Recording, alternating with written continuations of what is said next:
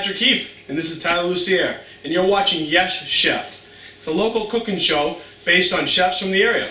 This is Tyler, he works with me at Legal Seafoods, and I'm Patrick Keefe. I live in Revere, and we're going to do a football-themed tailgate for the Super Bowl party.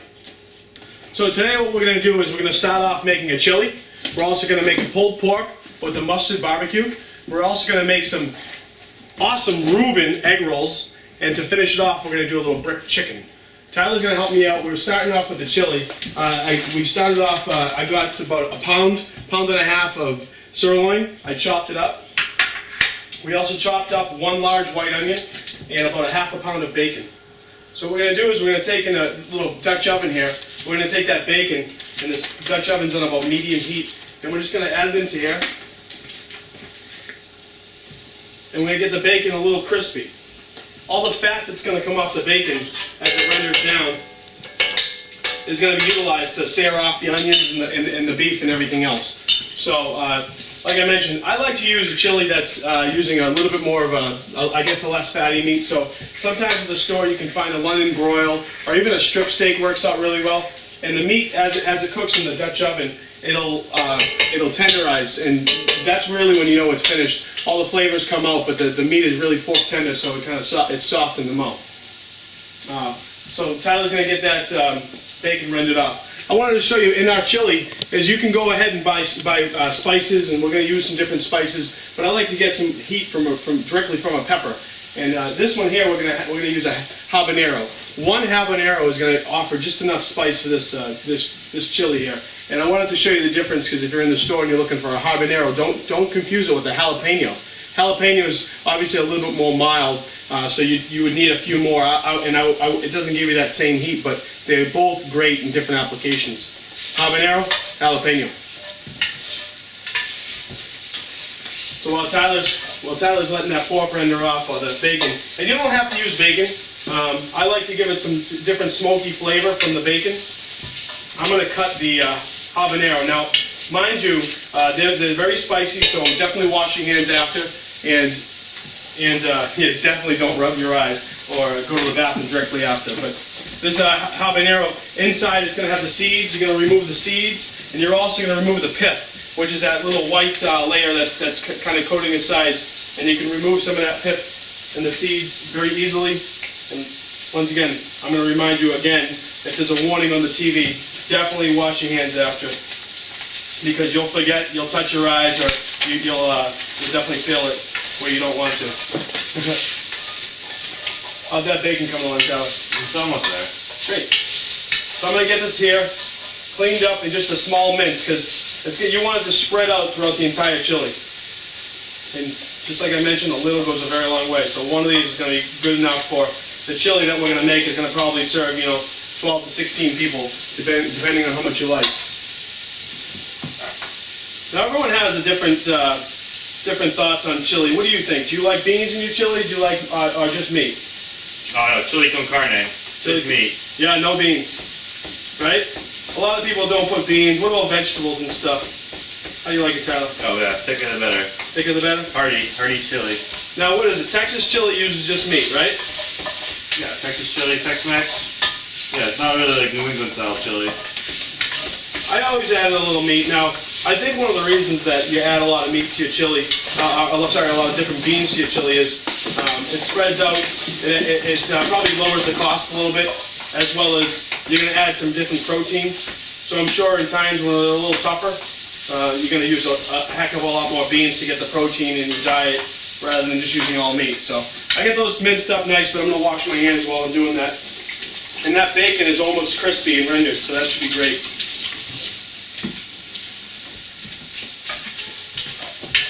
So we got the bacon crispy and rendered, and I'm going to add the beef.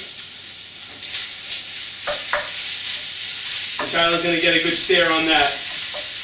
You turn up the heat high here and give it a season. Like anything, you always want to season as you're going, adding layers of flavor throughout the dish, so that you're not just getting just that finished seasoning at the end. Because especially something like a chili, it's gonna develop over time, so it's gonna need different layers as you're going. So something a little different that we'll add, and once we get that beef seared off, is This chili is going to use Mexican chocolate. Also, things like molasses to add some different sweetness. We're using tomato product, which is just crushed tomatoes and a little tomato paste, and also chicken stock and water. All right, so it looks like the beef got nicely browned. You want to see it so that it's going to get a nice little crispiness on the outside. And then you're going to add your onions. So we already chopped up 1 large onion. This is a little bit more. We're going to use some in a little bit later. We're going to add the jalapeno. Sorry, see how confused we get? We're going to add the habanero, and we have about 2 cloves of chopped garlic. And this is the spice mix we're going to use here. Okay. All right, we're good to go. So we have the onions, the habanero, the garlic searing off in there, and this is the spice mix we have here. We have a little bit of smoky paprika. We also have chili powder. We also have dried oregano. We have some bay leaves, a little bit of cinnamon, and a little bit of cumin. Now you want to add this into the pan, and you don't want to just quickly add your moist items, your tomato and your liquid. You want to get a little toast on this. And it seems like there's a lot of spice when you put it all together, but as you know, chili's going to cook down for a while, and it's going to, all those flavors are going to really incorporate. So you want to cook off some of that spices. Here's one of the other items that we're going to add in here, and this is coriander.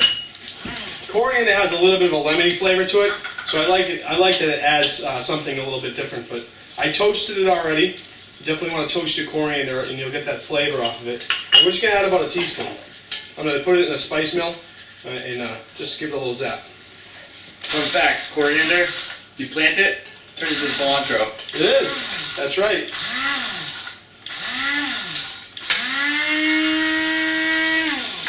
So that toasted coriander is going to go right in here.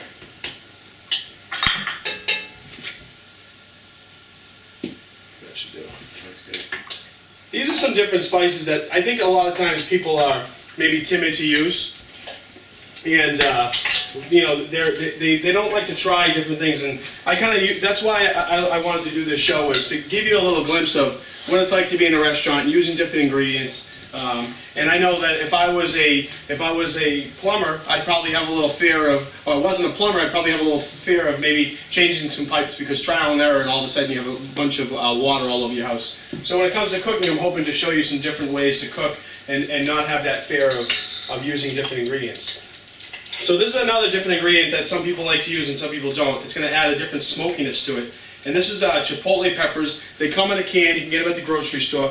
And we're just going to, I ground up the entire can, but you get about 8 or 9 peppers in a can. And we're just going to use about 2 or 3. So I'd say about 2 tablespoons. And this is going to add a little heat, but not too much. This goes a long way as well, but it also adds a really good smokiness. So you're going to get a lot of depth out of that chipotle pepper. Ask me what chipotle pepper is. What's a chipotle pepper, Tyler? Chipotle pepper is, all it is, it's a regular jalapeno, like Chef Pat showed you earlier. And they smoke it in adobo seasoning. So it's smoked over a long period of time, and it also has an adobo seasoning, and it just really, it gives you a lot of flavor. It's a popular ingredient, so they have there. We're also going to add about 2 tablespoons of tomato paste. That's going to add some more depth to it. Also a little sweetness. We're going to add our, this is 1 can of tomatoes. Just crushed tomatoes. And we have 1 cup of chicken stock. You can use chicken broth. I would suggest low sodium, so you can change the seasoning and the salt as you like. And we also have a cup of water in here as well. And as the chili cooks down a lot, if you see it, if you like a thinner or a thicker chili, you might want to add a little bit more. So we're going to add just that 1 can of pinto beans. You can use kidney beans. Sometimes I like to use black beans. Garbanzo beans are nice, or chickpeas. I think you can really add any bean you really like, or legume. So you get those pinto beans right in there. And then one of the last ingredients I'm adding, this is hominy. It's a white corn, and it just adds a little bit of flavor. You get a little chew out of it as it cooks out. It actually slightly thickens the chili as well, but it's a white corn. It's really nice, and you can get that at the supermarket. I would suggest just giving it a little rinse before you put it in. Anytime you're using canned beans or canned items, sometimes they have a little bit of that canny flavor to it, that tinny flavor, so you want to take that out. So we have all the ingredients in the pan. And then the last thing that we're going to use and we're going to put in here is we're going to put a little Mexican chocolate. This is actually from Tazo. It's right in Somerville. And I was watching Chronicle about a year ago, and I saw that this chocolatier is right around the corner from us. And he's one of the few people in America that's producing Mexican chocolate. And to find out that they were doing it so close to home, it was nice. So I'm going to add about 1 ounce of chocolate. This is going to spread out. It's going to give it some of that nutty flavor. It's all kind of like that coffee-like flavor, but also sweeten it up a little bit.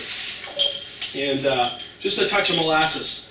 Some people like sugar. Some people like different items to sweeten up, like that chocolate. But I like to do a little bit of both. So I'm just going to add a little bit of that molasses right here, just about 1 tablespoon. And that's really going to give it a lot of flavor. So let's try and see if we can tilt that over and to show them that chili, by the way. I can bring it over to them. So these Dutch ovens, be careful, they do get hot. And as you'll see, everything's in there incorporated. That didn't take very long at all. It probably took about 8 to 10 minutes. There's a little pre-work in there. And then what we're going to do is we're just going to put that chili right on the stove. And you're going to turn it on a medium heat. Cover it. I'd say medium to low. Cover it and keep your eye on it. Maybe every 15 to 20 minutes, give it a stir. It's only going to take about an hour and a half and it's completely done. You can make this chili a couple days in advance for your Super Bowl tailgate or your party, and everyone's going to think you are the best. So while that chili's cooking down, we have another item that's going to take a little bit, and we're going to get right in the stove. We're going to make a pulled pork, and that's another item. People love it. I'm in the restaurants, and people really like to get it. But you'd be amazed at how simple it can really be. So Tyler's going to help me out. We have a pork butt right here in the refrigerator, and this is a half a pork butt because as with the magic of TV, we already made one in advance, so you can see what it looks like. Okay, Tyler, you're going to take some of our spices, what we have here, and you're going to give that a rub, as well as you're going to give it some. You're going to chop up julienne, a small onion. So the pork butt is obviously just like it sounds. It's that piece of the pork that you have a lot of fat in it, but there's also a good meat ratio. And a lot of sausage makers use just pork butt to make their sausage because it's usually about a 70 to 30 ratio. You're going to get about 70% meat to about 30% fat. So it's perfect when you're slow cooking it in the oven because as you're slow cooking it, the fat's really self-basting and it's really cooking. It's adding more moisture to the pork as it's cooking down. So I'm going to set my oven to 300. Just cook.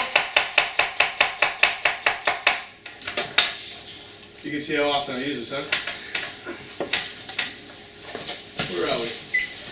Pardon me. So set the oven to 300, and this is going to slow cook over time. If you also like using slow cookers, they work well too. So Tyler has that 1 julienne onion. In his little spice mix here, he has a little paprika. He has a little bit of salt, sugar, the onion, and the bay leaf. And what he's going to do is rub it down, and you can just cook this. You leave it overnight, right in the refrigerator, and it will kind of just really take on some of that flavor. And also it's going to get some apple cider vinegar. The apple cider vinegar helps break it down, but all this stuff that we're putting on the pork now is what we're going to also use later. All that pan juice that's in the pork, we're going to use that to make the barbecue sauce that's going to go over it. We're also putting a little beer in this. If you don't like to cook with alcohol, you don't have to. But the sugar and the salt balance really well. You think that the half a cup of salt, it might be a little bit much, but it really breaks down. It helps break down the meat, and the sugar helps balance it. But for all this meat, think about it, it really spreads out, and you don't really have to add much salt later on. So just like that, you're going to marinate this. Don't be afraid to get yourself dirty there. And we're just going to let it sit, like you said. Cover it, put it in the refrigerator just overnight. The next morning, if you're planning on cooking it, we're gonna put the beer right as we put it in the oven. But once you take it take it out of the refrigerator, put a little beer over it, cover it with foil, and then you're gonna put it right in the oven at 300 degrees. So we'll pretend we're gonna do that here. We'll actually do it because you know what? I'm gonna have some pork later on. Another fun little chef trick is can openers. Bottle openers are tough, so we like to use our tongs. But we're just going to put that beer right over the top. And if you didn't have enough time, if you just got this pork and you had to do it that day, it wouldn't be the end of the world if you weren't able to marinate it overnight. But I think it just helps break it down like I mentioned. So we're gonna cover it with nice foil, and that helps as you're slow cooking it. It helps kind of keep the steam and keep the moisture in, and it continues to kind of really break down that meat. So we're gonna put it right in there at 300.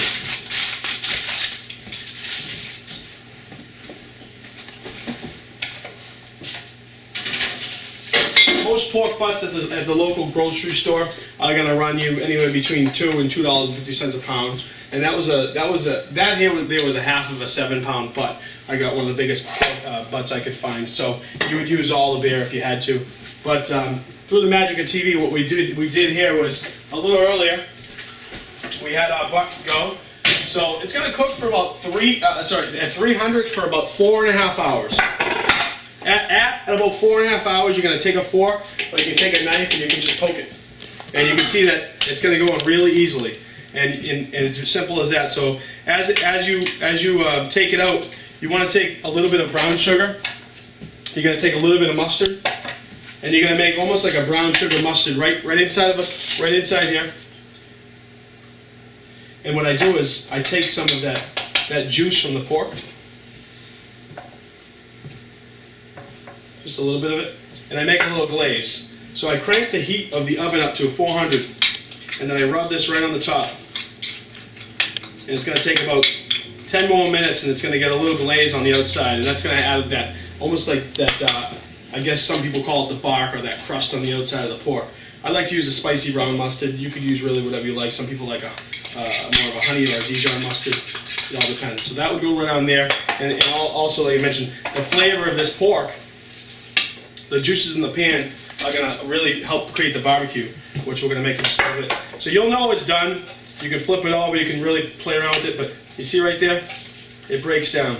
It's completely done.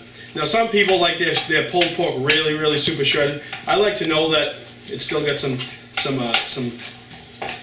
life to it, a little bit more bite to it. But you can cook it a little bit more, it depends on how you want. But this is really, I'm happy with that. And there's going to be a couple little pieces of fat in there that haven't fully cooked down, or they're still thick enough. You can break that down, or you can just remove it. This one here, it wasn't too fatty of a piece, so it's all in there. And you would reserve some of that juice, all right? And that's how you're going to make the barbecue sauce. Or if you're going to store it overnight, or you're going to store it for a day or two, you can just put it right in the refrigerator and all that juice. So there you have it, right? Beautiful. So Tyler's going to make a little barbecue sauce. He's going to use a little bit of this leftover pork glaze. He also has some tomato paste. He also has, he doesn't need any molasses, this should be sweet enough. A little chipotle if you'd like, and a little beer. Vinegar. Right in the stove if you'd like. So this pork here, we'll add some of that juice. You have a carpet bowl? Yeah, right down here. Second one down, there you go.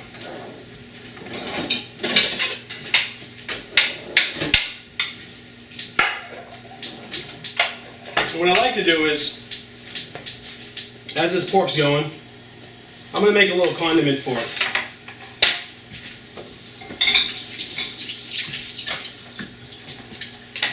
I'll break out my handy dandy tool. So sometimes people like on their bun a little pickles, or they'll like some different types of onions, or even sometimes coleslaw. Since I'm making we're making a little bit of a spring roll later on, I didn't want to do anything with coleslaw, so I'm just going to do a little pickle, a quick pickle of a cucumber. You can buy pickles if you want, but these are a little fresher tasting. And just a simple, quick pickle, it'll give it a little bite. So this is a mandolin. You don't need to use a mandolin, but I find it to be really easy. And I know that some people think that they're not safe. A lot of the ones you can buy for the stores are have a guard. I would recommend using the guard unless you're really comfortable. But just go down as comfortable as you feel. And if you don't feel like going any further, unless your hand slips off that cucumber, you're not going to cut yourself. If you went all the way down to here, then you could stop and use the cucumber for something else. But I'm just going to do some quick pickle slices.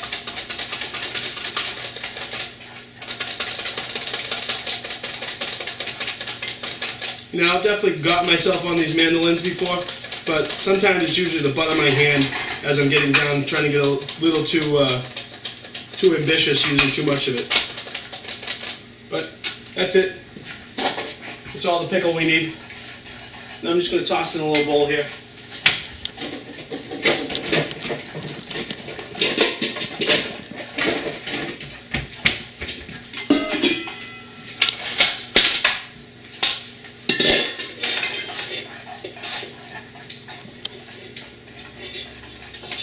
As for the barbecue sauce, you know, if you just, you know, I like mustard, and sometimes I get tired of using just the same old, you know, I guess barbecue sauce you buy at the store, which is just fine. It's also really good, but sometimes I like to add a little something different. So the barbecue sauce he's making, like I said, using that pan juice, it has a little bit of mustard, has a little bit of chipotle pepper, has a little bit of beer and apple cider, so it gives it a little bit of a different taste. This here, all we're gonna do is we're gonna take a little bit of that apple cider vinegar, right over the top, just a little sprinkle. So that half a cucumber, I would probably put about a good tablespoon. A little salt and pepper.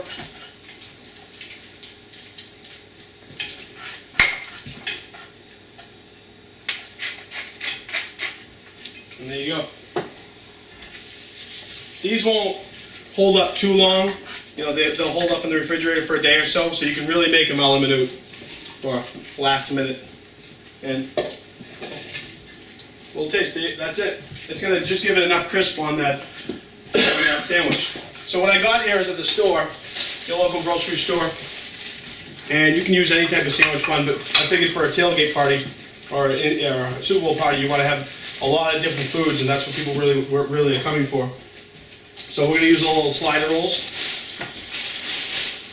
Some people like potato rolls. It's really a preference. That's another rule that we have in the kitchens is, you know, there's really no rules. It's really what you like.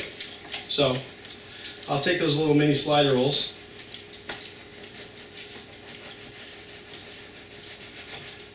We'll do 6. Oh, lost one.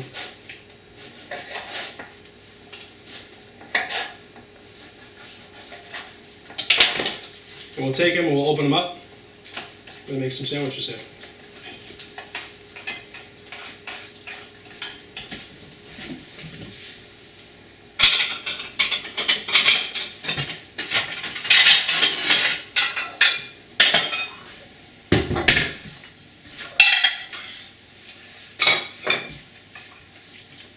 Some people like to butter their bread and griddle it. That's fine.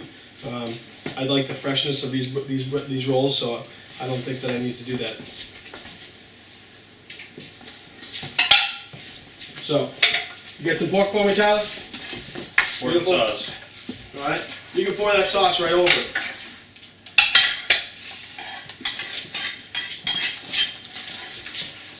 So right in that same pan, you got a little bit of that sauce, and it's really all about what you like.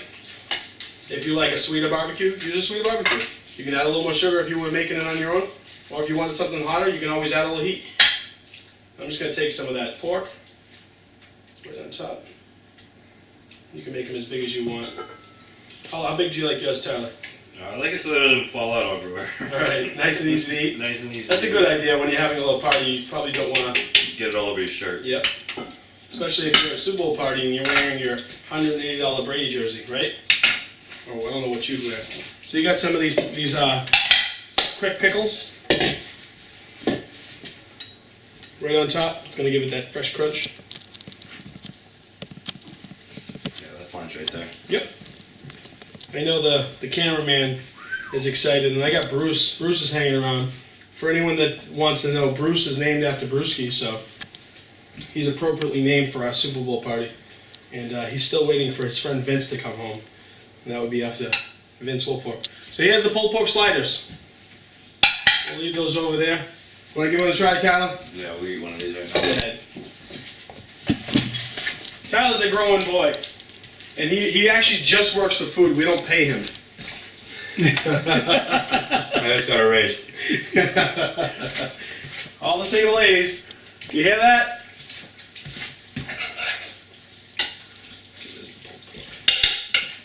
That's good, bro. What do you think, Bruce?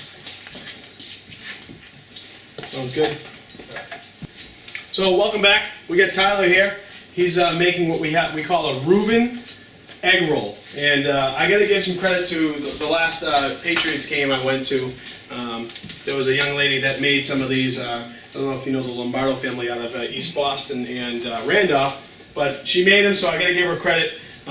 Good friends of ours is her brother and her family. So these are really simple as they can be, and Tyler's making them right now for you. This is a simple egg roll wrapper.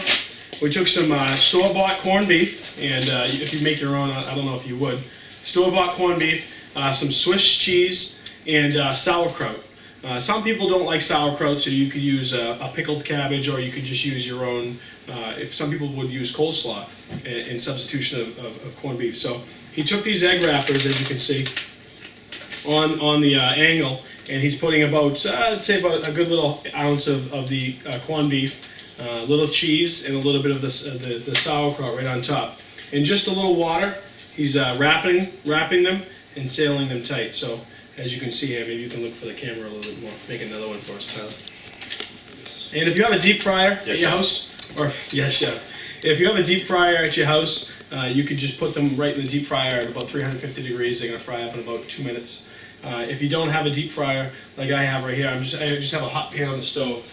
And this traditional Reuben you'd serve with a Thousand Island dressing, or some people would use a Russian dressing. So I took a little bit of mayonnaise, equal parts mayonnaise and relish, and mixed that together, and I put about one cup of mayonnaise, 1 cup of relish, and about 3 tablespoons of ketchup. Whisked it together, and there you have. So we'll fry those up. But while Tyler's saying, so we talked about Yes Chef, and I'm glad he brought it up, and he can make a few more because I know that we're going to want to definitely try these. Is in the kitchen, and as food TV shows have become all more important, definitely a common theme in the restaurants is when you're talking to each other, and it's not just about hierarchy. We'll refer to each other as chef, and everyone's yes chef. So that's a common answer. It's sometimes, in most cases, an answer of respect. So we have respect for each other, right? Yes. Yes, chef. Communication. Yes, chef. So I have over here this pan. It's getting hot. I'm just gonna put a little canola oil. Whenever I fry, I won't use olive oil because olive oil doesn't have the same smoke point. I'll transfer this over so you can see a little better.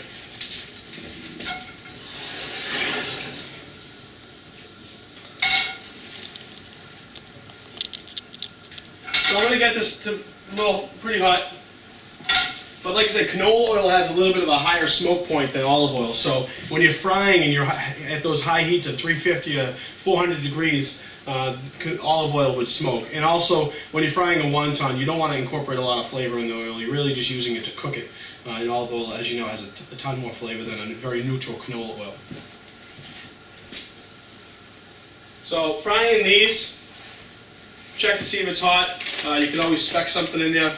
Be careful whenever you're doing a light fry in the house, and there's only about 1/4 inch of oil. You always have that potential of knocking it over or getting yourself a little oil splatter. Just be careful. I always fry, if I'm doing a pan fry, on the seam side down so that sears off first. So it seals up. Otherwise, if I went with the other side down, the seam could always pop. And all we use is a little bit of water to wrap these. This is one item where I would not wrap in advance. I would wrap them only a short time before I'm going to use them because the wraps will get soggy.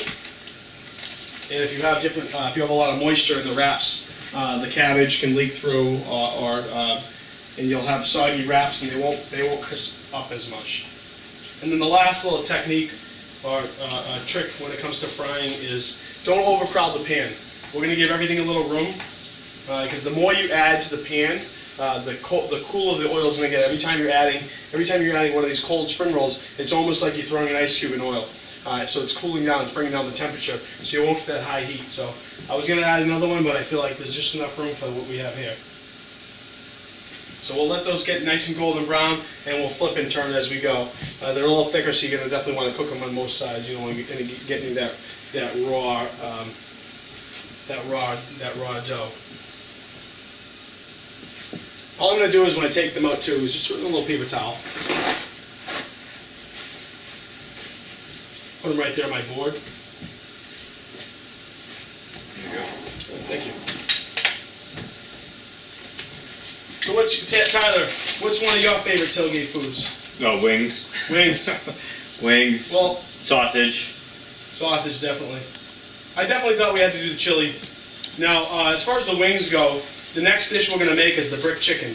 And to me, that's my version here of a little bit of almost like a chicken wing without the fry. And the reason is you know, sometimes chicken wings are great, but if we have everything that's fried, it might be a little bit too much. Yeah, this is good indoor tailgate food, though. Exactly. So you got that nice crispy golden brown. I'll get it on both sides, and then I'll get the edges as well. So you're getting a good sear here. Really nice. You can do this egg roll really with anything. I thought these are really easy to buy. These are available at pretty much any grocery store. A lot of the ingredients you'll see here we use are just simple. And we talk about that all the time when it comes to working in the restaurants, is you really need to keep it simple. And sometimes we even say this KISS method. It's the keep it simple, stupid.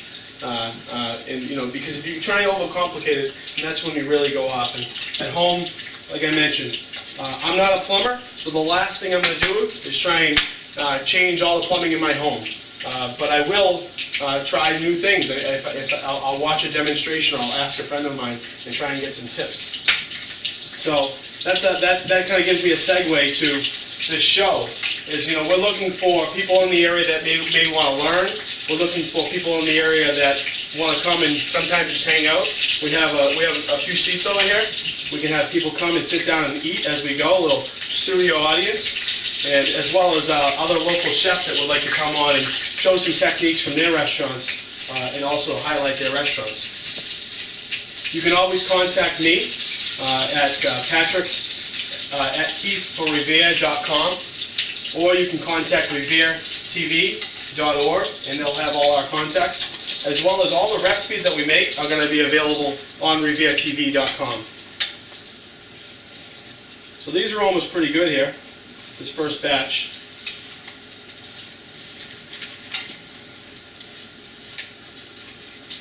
While we're doing that, I'm going to give my chili a little check. And it smells delicious. So the chilies came to a little bit of a boil. I'm just going to reduce it down a little bit. I don't want to power boil it, otherwise everything will kind of blend together too much. Then you won't have that separation of flavors. So this first round is definitely good.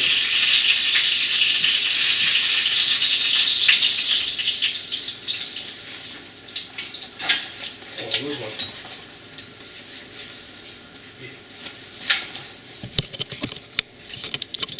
I'll put a few more. Maybe more with it? Yeah, maybe. One more? Great. So here, I took them out. They're not going to take on much, but I'll definitely season them a little bit. Always season that food. I'm going to take them over here for us.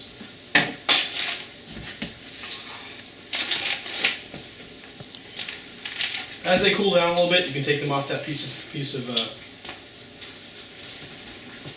paper towel. And I like to cut them on a bias. If you don't want to cut them, you don't have to. And just cut them on an angle. That's the bias, so you can see what's in them. And I'm going to be cheesy here, but this comes out in my house every Super Bowl, regardless if they're in it or not. But of course, we're always hoping them to be in it. And I'll put them around. And that cheese should be nice and melty. Don't be afraid to put a lot of cheese in these as well. It's nice to have that melty cheese.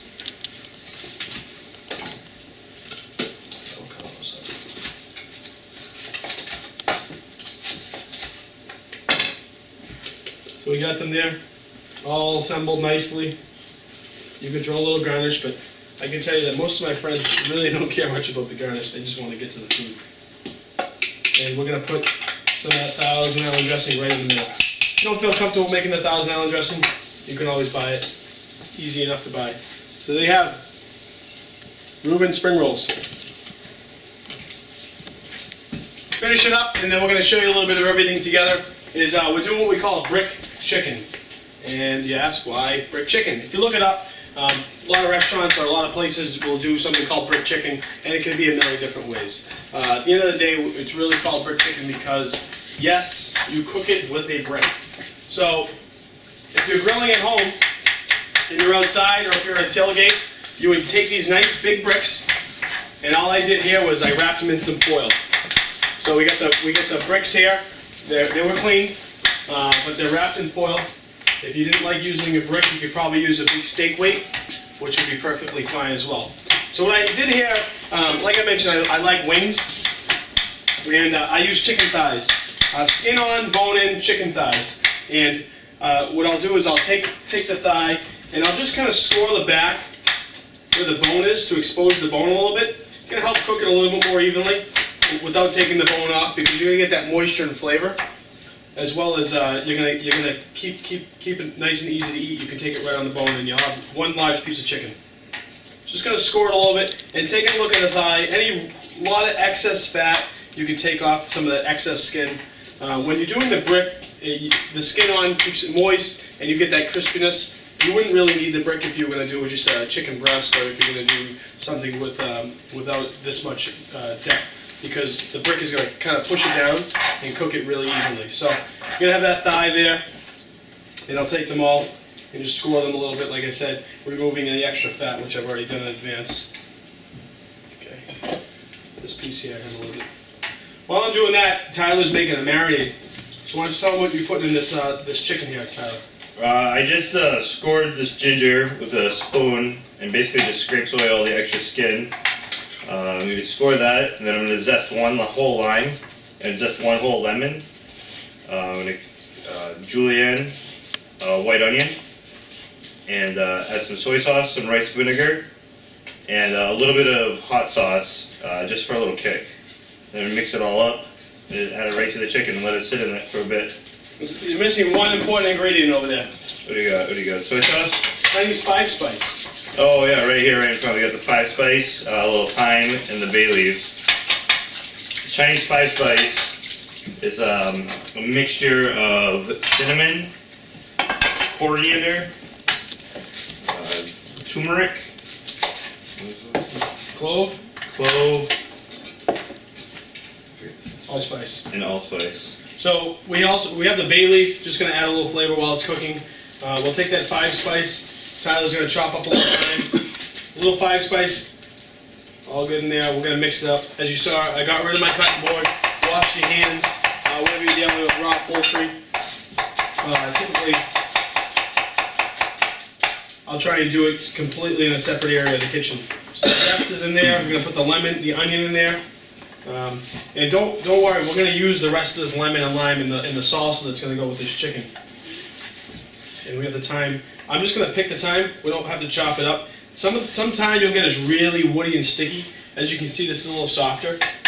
This is going to cook with the chicken. And some of the nice pieces are going to kind of fall off and blend right into the chicken. And then the stems really are going to kind of disappear, or just they're going to be easily removed when the dish is completely done. So we'll take that zest. We're also going to add a little salt and pepper. But you got some soy sauce. Actually, the soy sauce will also add a good amount of salt, so you might not need to add much. But you can go ahead and be liberal on it. I'd say about a little more, a good quarter cup. And mix that up really nicely.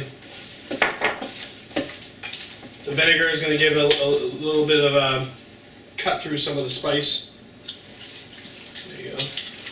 And just like everything else, I would typically marinate this chicken maybe half a day in advance, or even just a couple hours would be nice. And a little bit more of the hot sauce is good. Now some people like hot sauce, some people like a little, some people like a lot. I would even say you can go a little bit more. We'll keep it nice and even here. The salt and the vinegar is going to help break down the chicken, and it's also going to help keep it moist. So you got that all in there, and it's almost like brining. Sitting there. Some people like sriracha, which has a different spice to it. And you can definitely use sriracha in this recipe as well. So I'll add a little more salt to this. That ginger, that's plenty of ginger. Let me see ginger. You can buy. You can even buy it minced and mashed. And we add a little garlic too. Oh, that chopped garlic. So over here, we got our pot going. This is a cast iron skillet. And to give it a little bit of that grill flair, only because it's the middle of the winter now, and I didn't want to get out there in the grill, and I wasn't sure what the weather was going to be like. We have that marinated chicken. Ideally, as I mentioned, it would go a little bit longer. And we're going to just coat that cast iron skillet with a little bit of oil. One of the best parts about using cast iron skillets is you don't have to use a lot of oil. As long as you season it well. And what you can do is, if you don't use it a lot, you can just take it, rub it with a little bit of oil, a little bit of salt, just rub it in there really nicely, and bake it in the oven. You know, when I was baking the pulled pork at 300 degrees for a few hours, I just stuck the pan right in there. And it takes on a lot of the heat, but also the oil kind of cooks into the pot a little bit. So we're just going to rub it. I don't mind using olive oil in this situation. So I'll sprinkle a little oil, and then I'll rub it with a paper towel. That's all you saw. That was about a tablespoon of oil. This is a grill cast iron pan. So I'll show you what it has, what that means. This has the grill layers on it. So if you're at home, these are great, and you want to make a panini, you can do the same thing with a brick. You can put the sandwich right in there, nice and hot, and it holds the heat. It cooks really evenly because the heat kind of disperses really well. And cast iron is great because it holds heat and dispenses it really evenly. This chili is really coming along well. We're going to taste that. Charlie, you want to taste that and see what it means for salt or pepper or anything? Get some tasting stuff right here. While we're tasting that, we're going to take this chicken. We're going to place it skin side down.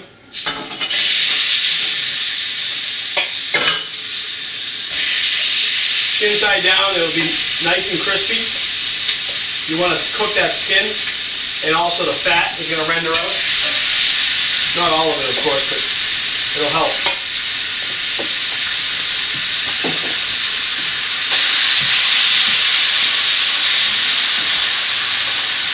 So we got the chicken on there, and we're just going to take those bricks right on top.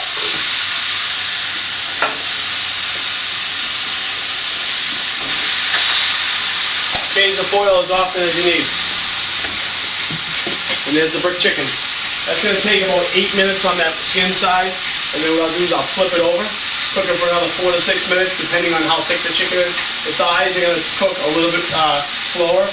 The reason I do like chicken thighs is they have a little bit more, a little more fat in it, but as you're cooking it, some of that fat comes out and it helps moisten the chicken, and to me it has a lot more flavor than breast. But if you wanted to use a split chicken breast with a little bit of bone in it, you could use that, and the breast is definitely going to cook a little bit quicker than you would on the thighs. How's the chili tasting, Tyler? I think it's right there. Yeah. Any seasoning needed? A little salt and pepper as it goes. Did you add? Yeah, I added a little bit. Just missing the Super Bowl. So you can taste the cinnamon, you can taste the chocolate, a little bit. Just in the back, but this is going to be a little different chili than you would get at your local restaurant. It's going to have a little bit more flavor, so it's a little more special. So while we're doing the chicken, we're going to make the salsa. I'm just going to get a bowl.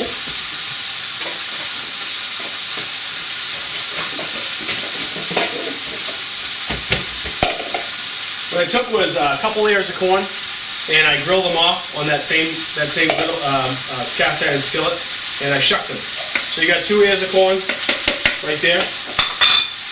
We're going to use a little bit of that jalapeno that we talked about earlier. Just about a quarter of a jalapeno.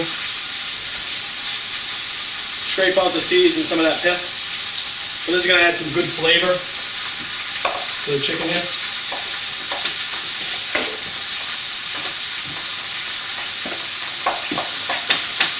And jalapenos have a spice, but they're not too hot.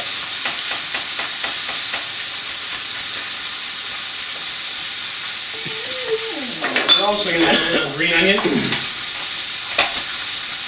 Now, green onions, some people will say on the green onion you don't use the white. I think the white's just fine. So I'll always cut all my green onion, cut it all the way down. To me, it's kind of like a leek. The green onions have that oniony flavor. They're definitely not as potent or strong as maybe a white onion, but they have a little bit more flavor. What I think in a raw application, you don't have to really cook these, and they go perfectly in the salsa.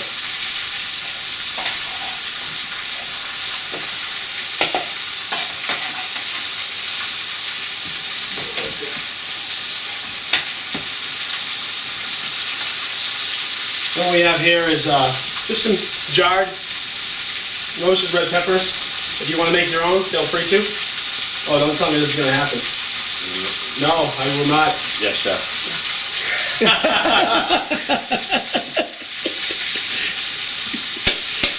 Where's the caps now? There we go. There you go. I know, it's like an infomercial waiting to happen.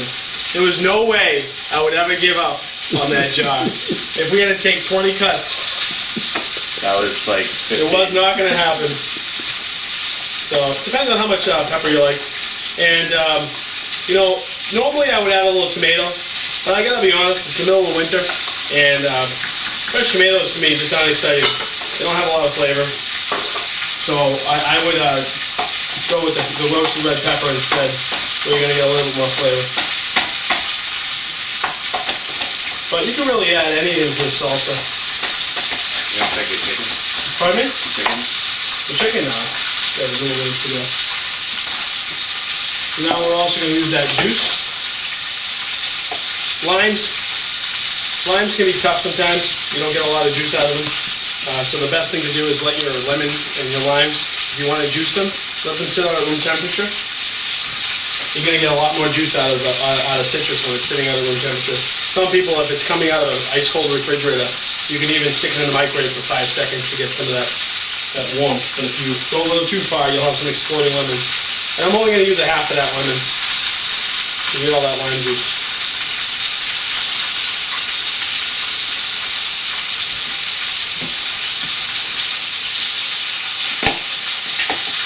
You got that there.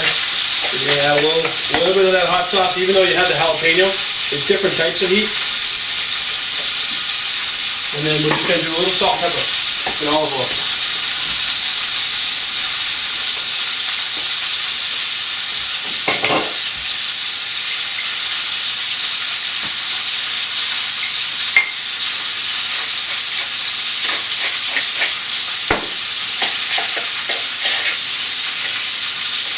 This is going to go right on top of that chicken when it's all said and done. So we'll check it first.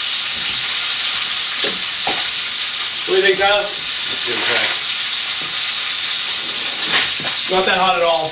You would think some people get really scared of using different types.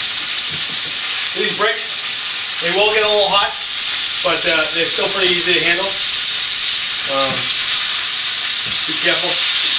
And you can always remove the foil every time you want to use it again and again. Just put some fresh foil on it. I have friends that use them out in the grill all the time. They leave them on the side of the grill year round. So, this skin is getting crispy, which is nice. If you're using a flatter grill pan, it wouldn't stick in there as much, but as you can see, look at that. You get the crispy skin, cooked pretty evenly on that side. Showing up. Here's another one. Nice and crispy skin. That's what you want.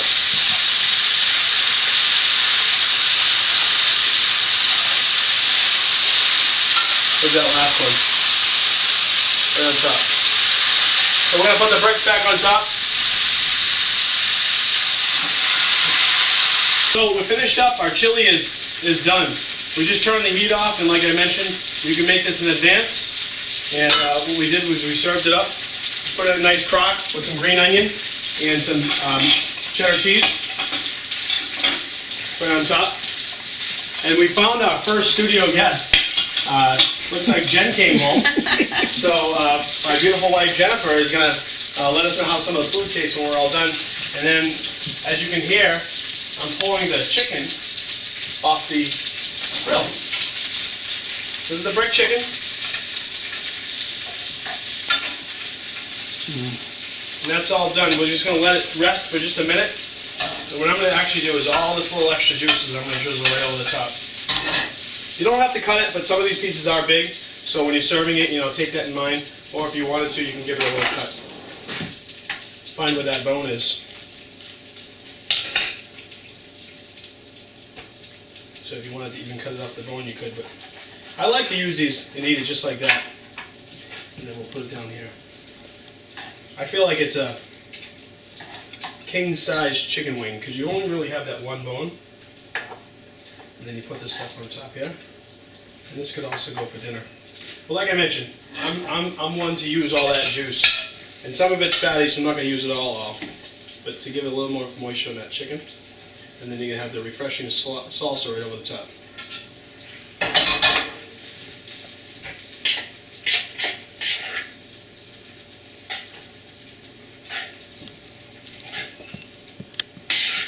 What do you think, Tyler? I think all we need is a Super Bowl now. Yeah. So there you go. So Jen's going to give that a try, but I wanted to thank you for watching, and this is our inaugural episode of Yes Chef. Yes, chef. Thanks for coming, Tyler. Yes, chef. Yes, Chef. Thank you. All right, you just watched our first episode of Yes Chef, and if you'd like to get any recipes, you can email me. It's patrick@keefforrevere.com, KEEFEFOR revere.com, or you can email reveretv.org. All of our recipes, information, and if you'd like to join the show, you can come and sit down in our studio audience, or you can come on and help me host as a guest chef. Thank you very much, Tyler, for joining us. Yes, chef. Thank you. Thank you. Yes, chef. So if you noticed, is we have a joiner that just came in a little late in the game. She's not here to cook; she's here to eat. But the best thing about it all is she's here to help clean. No, chef.